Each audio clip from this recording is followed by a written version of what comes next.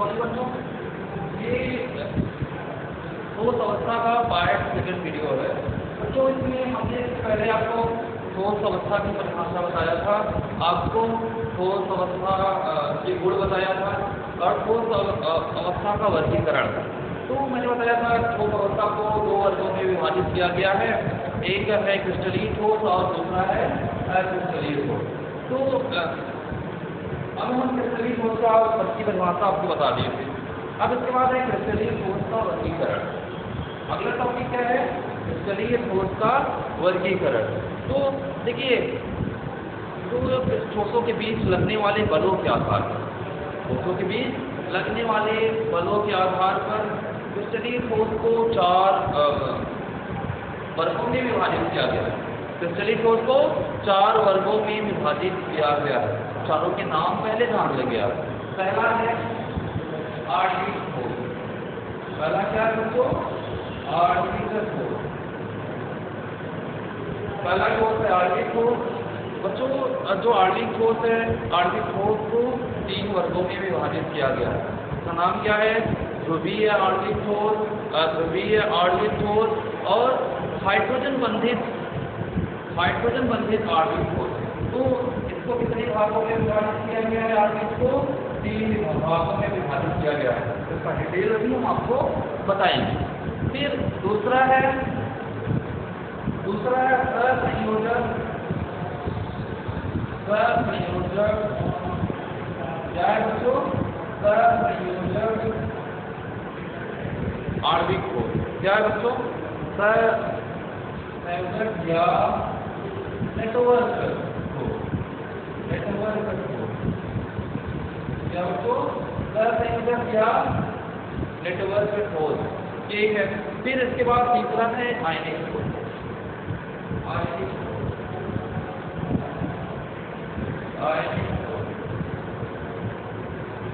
चौथा है धात्विक ठोस। क्या बच्चों? धात्विक ठोस।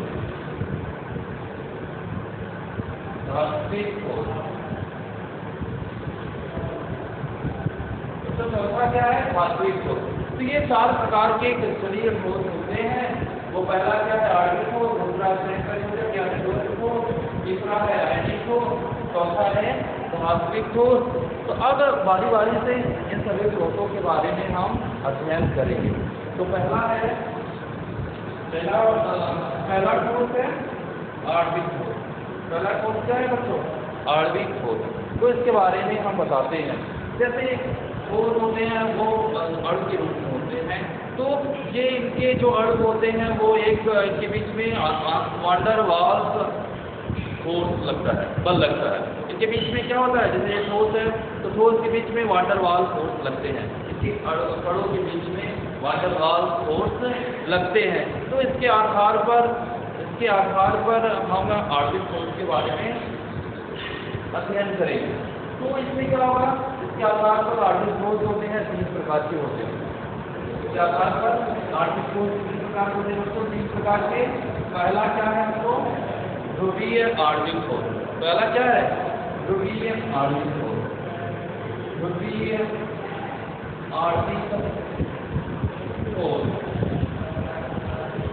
पहला है दोस्तों, ध्रुवीय आणविक ठोस। तो ये ध्रुवीय आणविक ठोस क्या होते हैं? तो ध्रुवीय आणविक ठोस ऐसे आणविक ठोस होते हैं जिनमें पोलरिटी हो, ध्रुव जनरेट हो, उन्हें द्विध्रुव जनरेट हो, और उसे हम क्या कहते हैं? ध्रुवीय आणविक ठोस कहते हैं। ऐसे ठोस जो बीच में द्विध्रुव आकर्षण बल के द्वारा जुड़े होते हैं या बंधे होते हैं, उन्हें हम ध्रुवीय आणविक ठोस कहते हैं।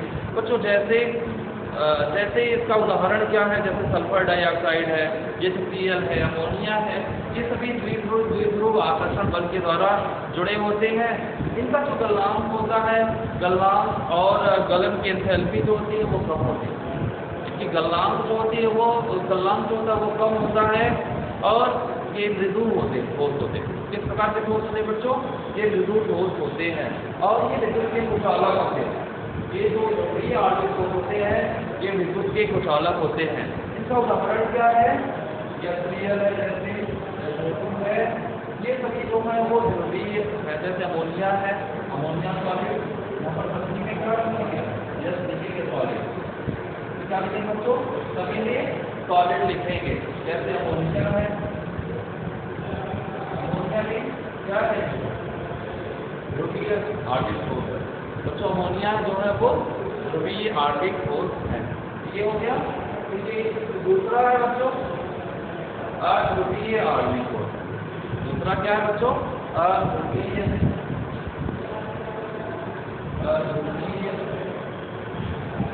आणविक ठोस।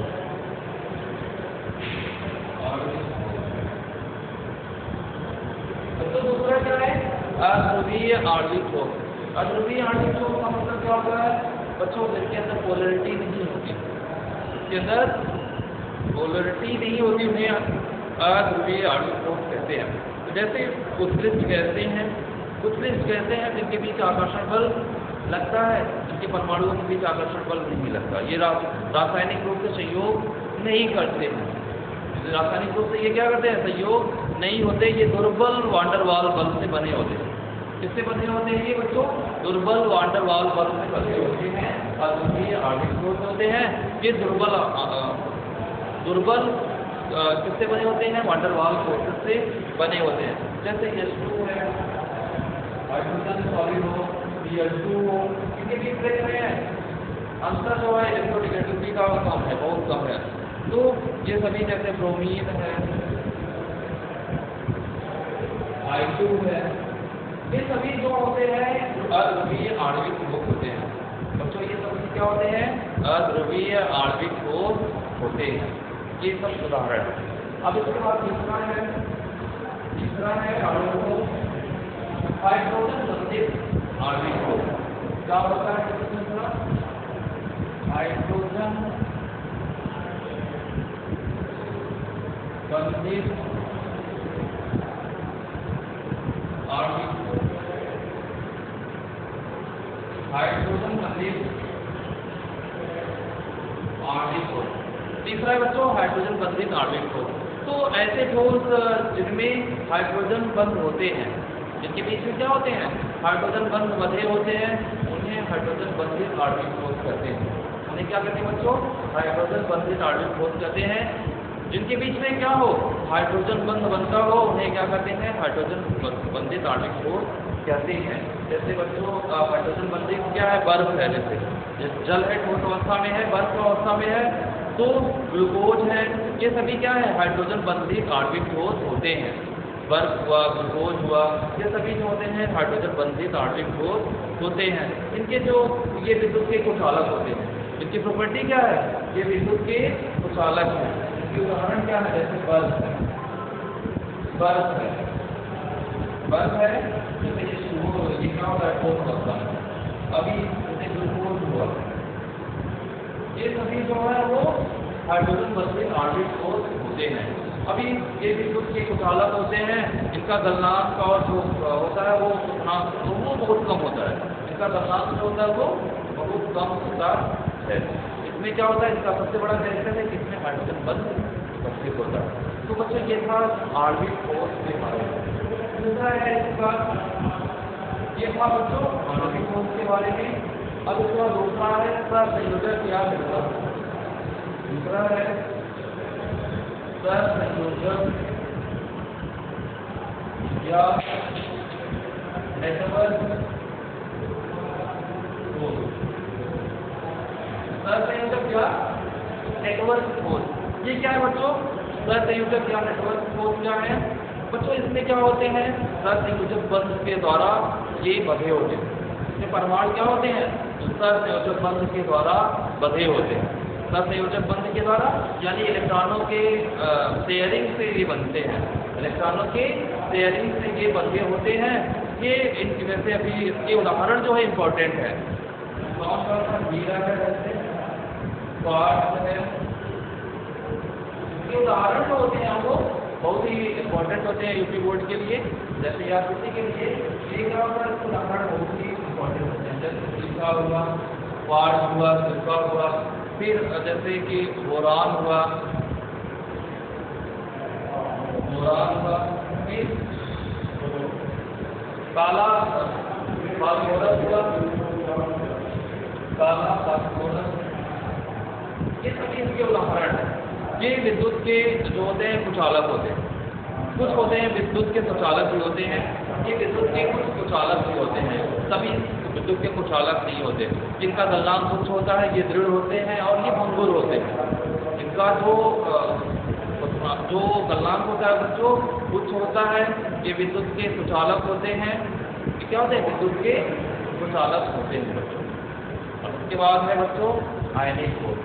तीसरा है आयनिक ठोस। जो तीसरा है आयनिक ठोस। तीसरा है आयनिक ठोस। बच्चों ये जो आयन होते हैं कुछ ऐसे होते हैं जो विद्युत धनायन और ऋणायन से बने होते हैं।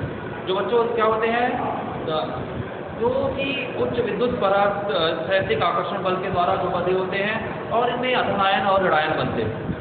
आयनिक ठोस में क्या होते हैं? धनायन और ऋणायन बनते हैं। ये उच्च विद्युत स्थैतिक आकर्षण बल के द्वारा बंधे होते हैं। ये उच्च विद्युत स्थैतिक आकर्षण बल के द्वारा ये बंधे होते हैं। ये धनायन और ऋणायन से मिलकर के ये बने होते हैं। उदाहरण देते हैं इसके कौन कौन से उदाहरण है? जैसे NaCl है, KCl है। ये तो बच्चों जो आयन से मिलकर के बने होते हैं तो वो उन्हें हम क्या कहते हैं? आयनिक ठोस। दो प्रकार के आयन होते हैं, धनायन होते हैं और ऋणायन होते हैं। जैसे अभी कॉपर सल्फेट भी है।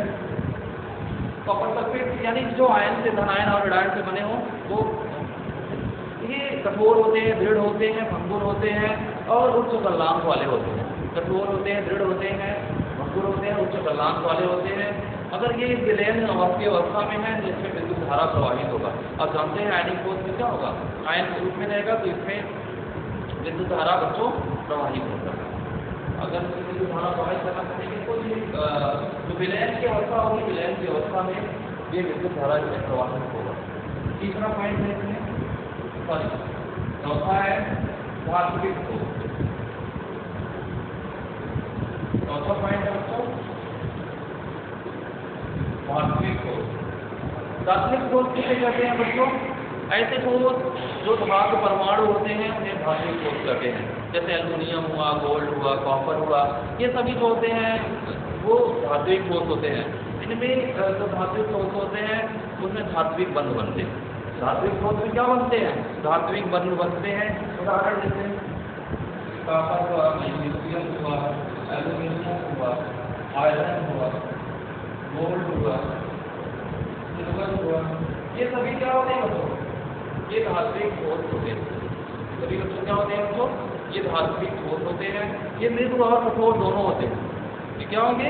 मृदु और कठोर सभी होंगे। इनके गलनांक जो होते हैं उच्च भी होते हैं, कुछ ऐसे होते हैं जो निम्न भी होते हैं। तो निम्न से उच्च भी इनके गलनांक होते हैं। ये जो धातुएं होती हैं विद्युत के सुचालक होते हैं। तो ये क्या होते हैं? धातुएं जो होते हैं विद्युत के सुचालक होते हैं। तो इस प्रकार के जो ठोस होते हैं वो विद्युत के सुचालक होते हैं। तो बच्चों ये था आपका क्रिस्टलीय ठोस का वर्गीकरण। अगले वीडियो में हम आपको क्रिस्टलीय और अक्रिस्टलीय ठोस के बीच में क्या अंतर है इसको हम बताएंगे।